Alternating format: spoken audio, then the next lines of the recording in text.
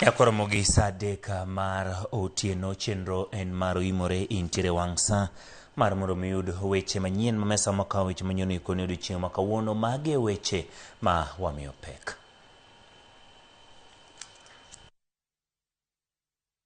Christ to help us to alleviate this process which we go through by imitating him, by following him, loving him, and resurrecting with him. That will help us. Jo-Kristo e pacho ka kawuono riwore gi Jo-Kristo e piny mangima e chako nyasi mag Pasaka gi wuoth mar yor msalaba.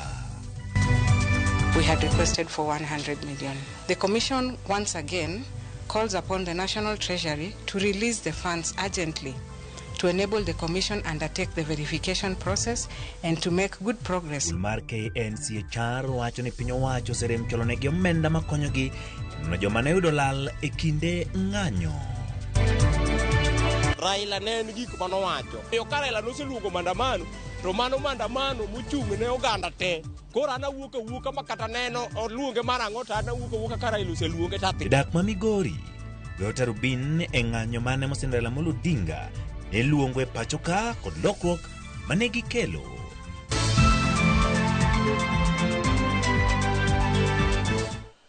Machiegni Nyakoromogi bed kodwe chakruok nyaka giko. Nyinga Ochieng' Emmanuel, jaloko marwa en Belinda Phillips. Kawachako ni director mano jener maduong' mochung'ne modhi e pacho ka EPRA Daniel Kipto, director maduong' mar Kenya Pipeline Joe Sang, kaachiel kod apisa maduong' e bwo bad migawo mar modhi Simon Wafula ida dhogi lok tich mar okwach kich bang' kane omak gi odiochieng' ma kawuono kendo din ne gete sende mopogore mag obila. Jagoro maduong' e bwo bad migawo mar modhi Mohamed Liban bende wachore ne omaki kod okwach kich kendo ne oda dhoge kama bang'e nowe thuolo kaluwore kod chal mare mar thieth. Sharon Ong'aw nigi mathoth.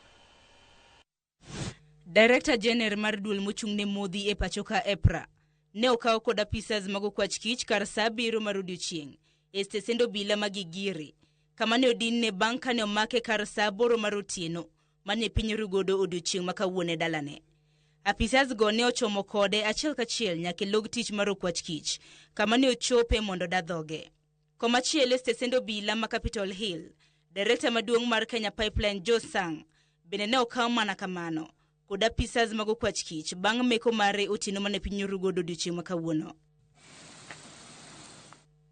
E stesend obila ma Muthaiga, apisa machielo e bad migawo mar modhi Simon Wafula bende ne okawo kod gach okwach kich kido mano mar Subaru kendo ne okowe godo nyaka e log tich mar okwach kich mondo ondik dhoge.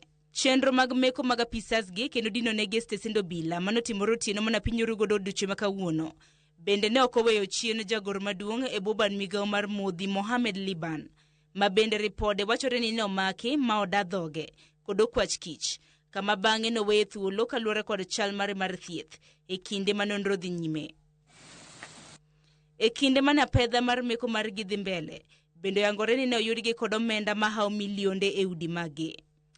Maling'ling' yango ni meko margi en kaluwore gi dwaro mar nyiewo modhi e pacho kae ataro mar chik kendo balo kod winjruok mar piny owacho ma pacho kae mar nyiewo mauta e yor winjruok gi pinje mopogore opogore midendo kaka G2G. Juma achiel mokalo, meli manoting'o mauta ne omol e dho wath ma Mombasa, meli manoting'o maromo tons 60,000 mar mauta. Kaluwore gi nonro, mauta no ne winjore tere e piny Angola, kata kamano kaka ne ochopo e dho wath ma Mombasa pod en gima gwen kuro. Apisas go mane omaki yangore ni tudo kod dwaro mar chopo mar mauta go e pacho kae.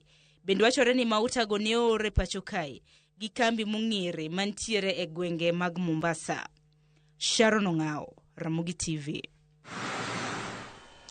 Padonje lipode pag Pasaka. Jo-Kristo e pacho ka kawuono riwore gi Jo-Kristo e piny mangima e chako nyasi mag Pasaka ka Jo-Kristo ma jokopere ne ochopo e giko mar ndalo 40 mag tweyo. Jokopere nochokore ka giriwore gi jowetegi mawuok e konde mopogore opogore e pacho ka e hingo odiochieng' mar Tich Abich matakatifu kata Good Friday ka gin e wuoth mar yor msalaba. Jafwambo marwa Joyce Oduor miyowa ler. Okinyi makawuono kochakore kanise nyaka e chunya piny mopogore opogore, Jo-Kristo ma jokopere ochokore e wuoth mar yor msalaba. Jo-Kristo go kotelnegi kod jodolo owuok oko ka girwako lewni mar okwere, ranyisi mar remo mane Ruodhwa Yesu Kristo ne ochwero e kinde sand kod gur mare. Ka giting'o msalaba ma olos kod bao, Jokristo ma jokopere owuotho kowuok e stesen achiel nyaka machielo kendo chopo e stesende duto 14 ka stesen en ranyisi mar kaka Ruodhwa Yesu Kristo ne ong'adne kum mar gur kod gigo duto mane Yesu Kristo okale nyaka gikone ne ogure e msalaba mochwe oike.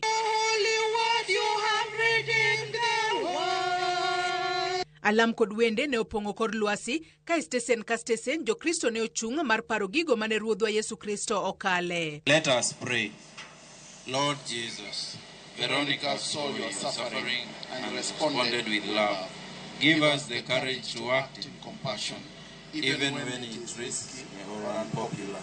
May we recognize your face in every suffering person and serve them with tenderness. Amen. Jodolo ne omedo paro ne Jokristo gimomiyo ihingo tich abich matakatifu ka gikwayo Jokristo mondo opar chiwruok mane Yesu ochiwore mar tho nikech richowa, ka bende gijiwo Jokristo mondo bed gi chuny mar bedo joma wene jowetegi richogi. The face of the poor, the abused, the neglected, and the displaced are often disfigured by hardship, yet in such one, the face of Christ waits to be recognized. True love does not calculate cost, it acts, even when the world looks away. Veronica's deed was not grand in the eyes of history, yet it is remembered in the hearts of believers as an example of compassion made visible. E kinde wuoth mar yor msalaba, rawere notemo nyiso picha mar sand mane Yesu Kristo kale, ka rawera achiel ne orwakore ka Yesu kendo ting'o msalaba, ma giko ne ogure e msalaba kaka Ruodhwa Yesu Kristo ne ogur. Wuoth mar yor msalaba thothne en mar ondamo mabor ma itieko e kanisa kod misa mar tich abich matakatifu. Ne Jokristo mathoth, tich abich matakatifu en rapar maduong' mar yie, bolruok kod geno mane Ruodhwa Yesu Kristo oweyo godo Jokristo. Kawuono watimo yor msalaba, waluwo kaka ne Yesu ochandore, kaka notho no e msalaba nikech richowa. Kawuono wane yor mar msalaba, nyasi mar Yesu kane itere msalaba nogure to chieng' mar adek nochier kuom jomotho. Akwayo ne jopiny hawi maber mar Pasaka. Ma en odiechieng' maduong' mwaparo kodo sand Ruodhwa nikope wachomo giko mar Pasaka. Koro odiechieng' ma kawuono ne en odiechieng' maduong' kabisa nikope en chakruok mar warruok marwa kaka Jokristo makare. Joyce Oduor, Ramogiti. Duol mar Angora Tich oganda pacho ka KNCHR oyango ni ne gichwalo kwa masilins milion 1 mar konyo chwalo chenro magi. Jakom mar KNCHR Clarice Oganga wacho ni Martin migawo mar omenda chwalo omenda nyalo thiro chenro machulo jogo manido lale kinde ng'anyo kod loso chike mabiro tayo chudo ma kamano. Nyaka sani KNCHR osekawo nonro ma oganda maromo 1525 e Finya Kidi Mioler. E odiechieng' mogik mar kawo nonro oganda manoyudo lal kod hinyruok e kinde ng'anyo chakre higa 2017, jakom mar duol mar Angora Tich oganda pacho ka KNCHR Clarice Oganga owacho ni gisekawo nonro mar kwan oganda maromo 1525. The Commission has called on survivors and victims to submit information by today, which is the 3rd of April 2026, to allow good time for data verification to enable the Commission to comply with its constitutional mandate. The Commission has since compiled, as of 2 p.m. today, a list of 1,525 victims and survivors, which is undergoing verification in line with the eligibility criteria. KNCHR kata kamano oywago nok mar omenda ma osethiro tijgi ahinya to romo kod moko kuom jogo maonge nyalo mar chopo e apise mekgi mandikore kod chiwo nonro margi. Kaluwore gi Oganga, chal ma kamano osemono gi kawo pach oganda bende e wi chike mabiro tayo chudo mar jogo mane yudo lal kod hinyruok e lwet obila e kinde ng'anyo. As at now, we can't break down the numbers because we want to finish receiving information by the end of today. Then once we finish receiving all complaints, then we can break it down and give you data, including for which years, for which violation, broken down into female and male. Kuombano, tenduol mar KNCHR, jiwo migawo mar omenda pachoka, ochwal negi omenda mar miyo giot, e tieko tijno e kindalo 60 ma doho nochiwo. The Commission has made all attempts to reach out to Kenyans in various parts of the country, but with limited resources. The Commission has regrettably been unable to reach out to those victims who are unable to physically appear in our offices, majority of whom are poor, marginalized, and vulnerable. Likewise, the Commission has been unable to conduct stakeholder outreach and public participation on the proposed reparations framework. To kata obedo ni kawuono ne odiochieng' mogik mar kawo nonro, duol mar KNCHR omedo jiwo oganda jo Kenya odhi nyime gi chwalo lipode wi yore mopogore opogore manyalo bedo ni oroche ratichgi. The Commission once again calls upon the National Treasury to release the funds urgently to enable the Commission undertake the verification process and to make good progress in the remaining phase of this exercise within the Gazette notice of 60 days. Sent our budget through Parliament and through Treasury to release funds for us to do public outreach because a lot of the victims have indicated they are not even able to come to the office. A lot of them still require medical support, meaning they are not even able to make the journeys to our various offices in the country. We had submitted our budget to Parliament. I cannot say now for sure how much has been allocated because we had requested for an amount to be put in the supplementary budget. We had requested for 100 million. Tok timo nonro kendo yango adier mar nonro ma ochwal negi kod fwenyo jogo ma owinjore chul. KNCHR biro chwalo lipot kod chike matayo chenro mar chudo ne jatend piny William Ruto. The Commission reminds Kenyans that the Commission continues to discharge its day-to-day mandate of protection and promotion of human rights, and the deadline of today, which is 3rd April 2026, does not in any way stop the reporting of human rights violations. So the Commission therefore calls upon families of victims, survivors, and members of the public to continue reporting any violations to our offices, since reparations remains a continuous process. Efinye Kidi, Ramogi TV, Nairobi.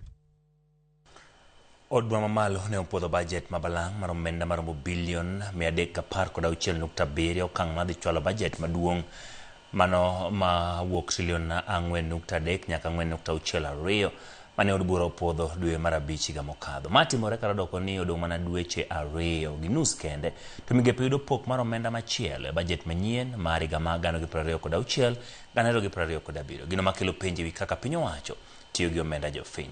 Chris Owino miyo ler.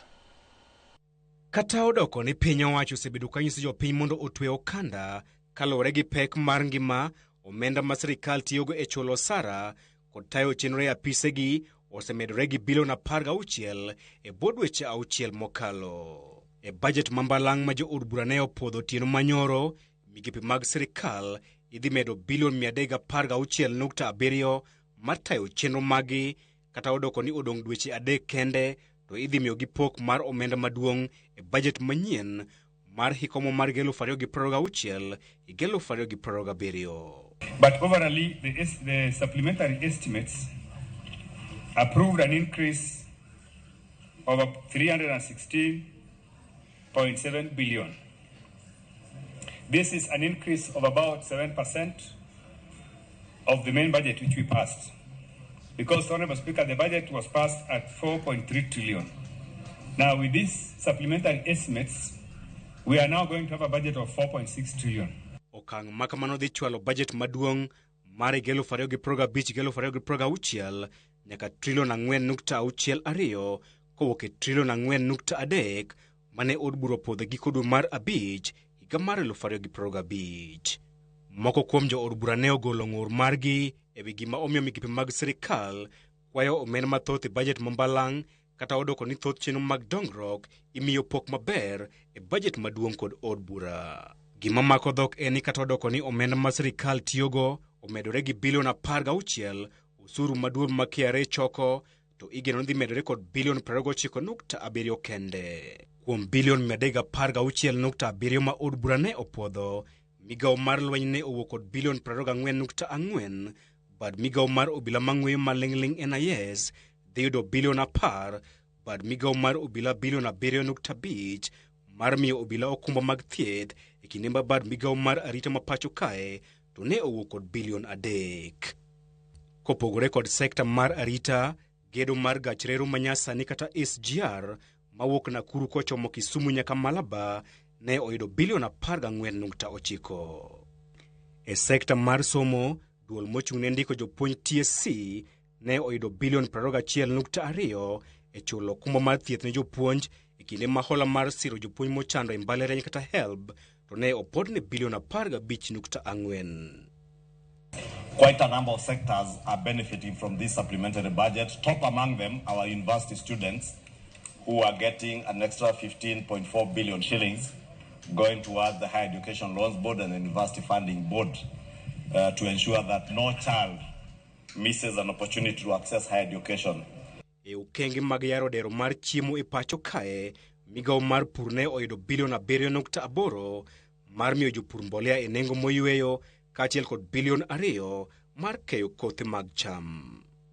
Sekta mar thieth bende ne oyudo keyo mobup tok yudo bilion 13 mar siro weche mag thieth e kuonde thieth duto mag sirikal. There is also money going to the primary healthcare fund.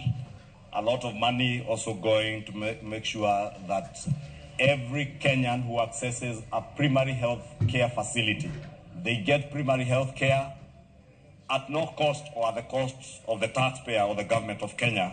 Kalore gi mano, fuok ma sirikal nego e budget maduong' en trilion 1.2 kowuok e bilion 933.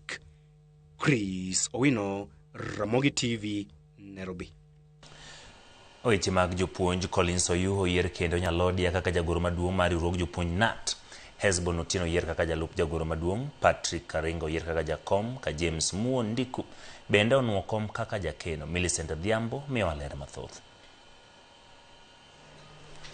E yiero no mane obagi kar tiegruok matombo ya Labour College e boma ma Kisumu, oweyo ka kombe madongo mag NAT, kaachiel kod kombe 11 mag kamiti matayo yiero no, National Steering Committee, yier Nyalodia.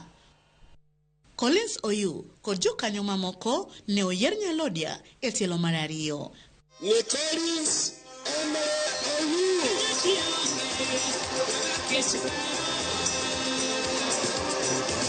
Kane otwak e kinde yiero no, Oyuu ne olero ni yiero no nyodwa ng'ikore odiochieng' manyoro, kata kamano dono duogo ng'ado chik mondo odhi nyime.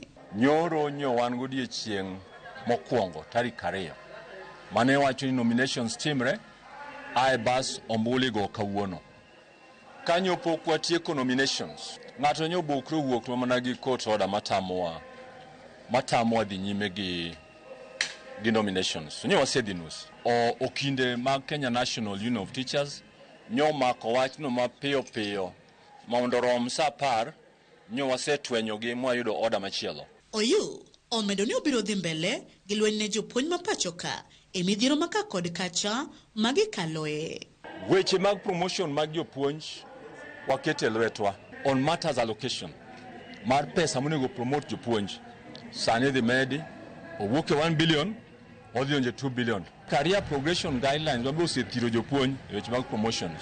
Kaka ne wa propose ni TSC mondo bed reviewed, nyo osebedo reviewed ma jopuonj e grades mopogre bokawo mana higa manda to gisude grade machielo. Otielo bende ni weche ndiko jopuonj moromo e skunde pacho ka bende pod rem nitie, kata obedo ni sirikal osetemo ndiko maromo jopuonj 100,000. Teacher shortage in this country is not news to any one of us. We must make sure that the government continuously employ as many teachers as possible. Jopuonj bende kotelnegi kod jotendgi mawuok e counties mopogore korka korgi ne oyango ni weche SHA, osara, lwase mar tich e kind midhiero mamoko pod hinyogi ahinya. Jatendwa mar union ne kaka waseyiero gi kawuono, akwayo ni ong'inwa wach hardship mar Nyando gi Kadibo oseyuare e wach mar hardship kendo jopuonj winjo matek ka gidhi e tich. Some of us nondika 1997 nyaka kawuono a stagnated grade 1. Wan gi wach mar health cover mar SHA chandowa kabisa, kendo wang'eyo ni jotelo mwayiero dhi ng'iyo wachno matut kabisa. Mar ariyo, wach mar salary increment on promotion of teachers, review of CPG, review of CBA. Tunawacha giloch makosa nawacha kwa yero kendo ne. Wangena omiyo gi mandate manyien dul motegno makage dog. Tuweje ngono chop ka maka chop tiga chel du bala beriyo. Japuyo no ombe sara. Tenat manyien no biro chako tich kendo ayanga juma manyien chieng' tich ariyo ka bende giyango mar biro neno ni ratich jopuonj oriti kokalo kuom chopo singo mane gimiyogi igni 5 mokalo. Millicent Adhiambo, Ramogi TV, Tomwaleba College, Kisumu County. Nyakoromogi tok report ma Millicent Adhiambo kutenore kod yiero marna to bobedo ka wakao yueyo wa mokwongo kata kamano kapok wakao yueyo nitie jogo maloso kodwa mopogre ma nenowa gi kinde ni erokamano Akolo Konaska iwacho nena ber Onyango Jevis aneno ote mari Doro Gelian erokamano kuom ote mare neno kanyo Daddy Joseph aneno ote ni wacho neno chendo mar oimore makare erokamano Emma Carlos Kachiel gi Masio Dago gi JB giwacho ni ginena ka gintiere gwenge mag Kisumu Migosi erokamano kuom kete chendo mar oimore Kwaramogi wakao yo matin ka waduogo wantiere kod mathoth pod wantiere kod report Kachiel kod gin kanye to kod twak mar weche mag tuke kikidhi mabor.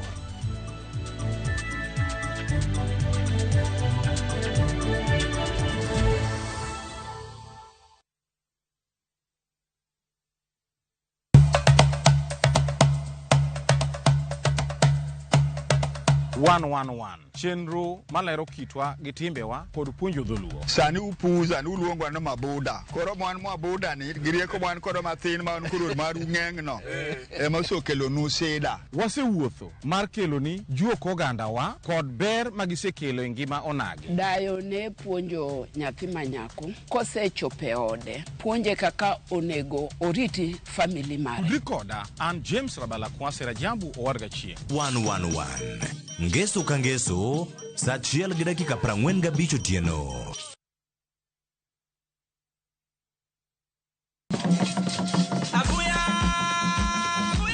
Ikre uru ne nyasi mar dhialo kido kod timbe jonubi e Nubian Cultural Festival. Kibra Fest, matimore sikul mar Kibera Primary. Kit ngima, thum, chiemo, koda tudruok gi ji, kendo donjo en nono. Wende mag San Romeo, Alia, kod Brady. Bang'e, sama piny donjo e chwelo, Leswanyika donjo e pap ka ichamo thum mogik. Tiket mag nyasini yudore e mbui mar View Tickets, wadhialuru kido kod timbewa gi thumbe mamit. Kibra Fest, tarik 4 dwe mar 4. Kik bai.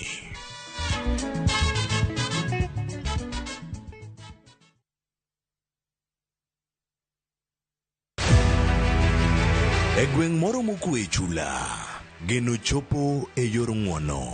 Ning'e ni chief kar kijende no to itimo maber. Kata kamano, e piny mangima en gima duong' ahinya. Ok ji duto maluwo chike moketi. Magi joma nade? Magi nyithinda. Magi bende. Otino no nyisana biyo kenda. Kora biro gi nyithinda.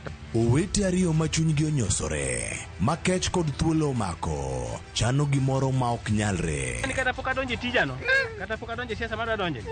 Adwa manyonu kony mina kelonu. Miriambo en gima nyalo hinyo ng'ato. Ka wuondo riwore gi adiera, kendo weche mopondo chako fwenyore.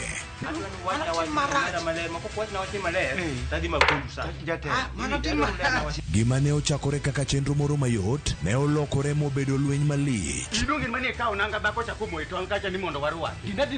Adi fulir mina gandi. Ne chiemb jatelo, e wi Nam Cinema, Jumapil, saa 2:15 otieno, kod saa 4 otieno. Kik bai.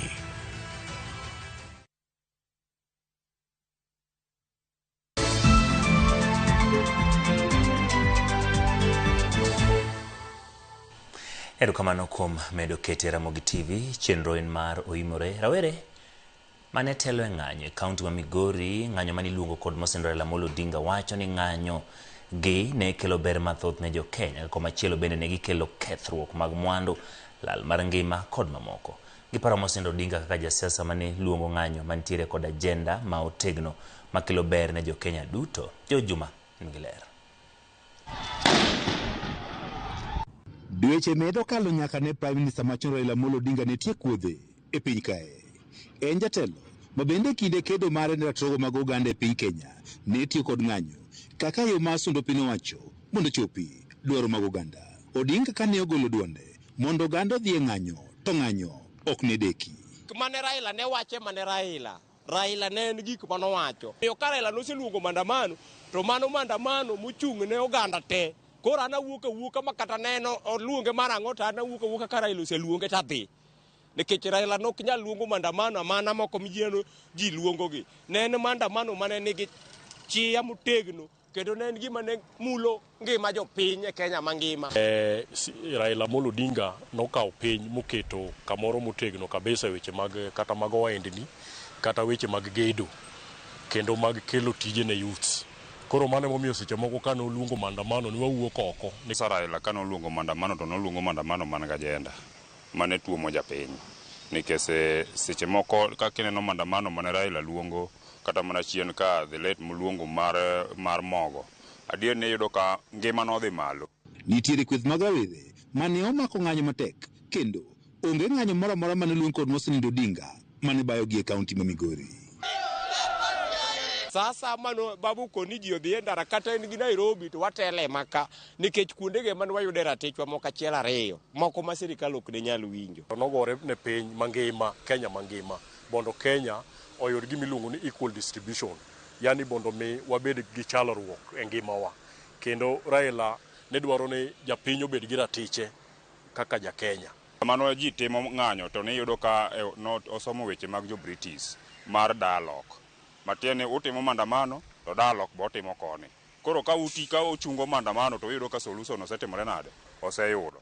Rawere moting'o Peter Wuor bende ong'ere kaka Boy, Charles Osewe, Rashid Ouma gin moko kuom rawere e kaunti ma Migori mane omako motegno ng'anyo mane luongo kod Mosenindo Raila Amolo Odinga. Seche moko bende ne wadifa kalure gi seche moko nyalo poko bokre ni koro mandamano bondo chung. To wafil ni gimomiyo mandamano chung no gi gimomiyo wawuok ne oko. Pok wayudo. Koro seche moko iwa ne wang' to kalure ni kech en ng'ama ne wagene ngimawa. Kendo ne en ng'ama ne tetia demokrasi ma marwa. Koro ne chuno ni wach samoro wa hold on mwadhi wabed piny mwachak warit wach ni kendo. Gik to ratichwa go waseyudo makata sani wane broad base. Gimo kelo broad base ti maduong' ne gin weche mag mandamano. Gi ratiro ma Raila nobedo ka kedo ni. Nikech jotelo nitie mane bedo Kenya ka gitok teko ma ka onge weche mag mandamano to gimoko ma Raila ne timo tok mandamano go ok ne wanyal dhi mbele. Koro bedo ni Raila Odinga Nyasaye ne osekawo penjo maduong'.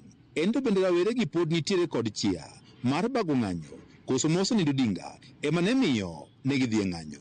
Mandamano sani kara oluongi to nyaka kuonga ng'e ni mandamano no luonge nang'o to ng'ama oluonge. Nikech nitie joma donjo e siasa ka nodonjo ni Raila nye luongo mandamano.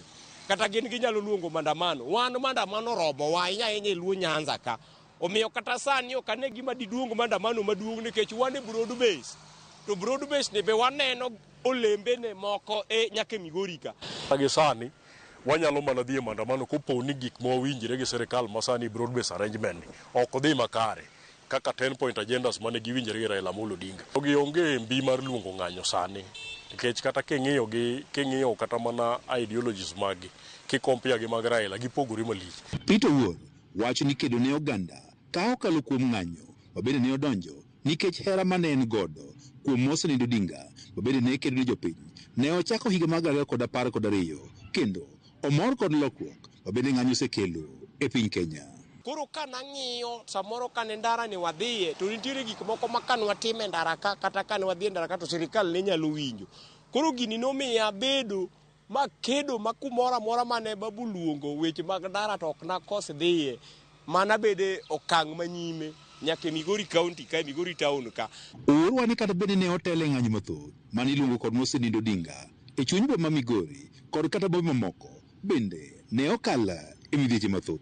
Mana paro mane lit na kabisa e ngima na e mandamano ne ni chieng' manwa omo baba koa loka.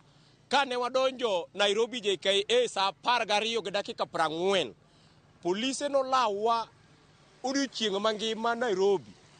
Kochopo sa 2:30 mar otieno nomaka ambasada kamoro ni ambasada Nairobi CBD motera nyaka Central Police Nairobi. Awi maber kata marach ok nabulo ng'or kanyo na pok ugola.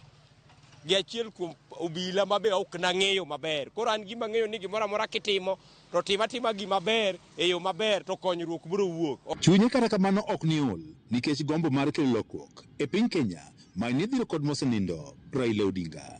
Na maandamano manyocha ng'ada asto wabedo gi broad based.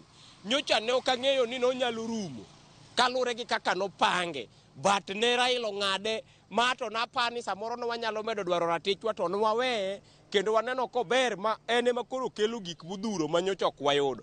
Koro wan maandamano saa asama ne Raila oseluonge to ng'ade to kanye man wan wawego ni orumo.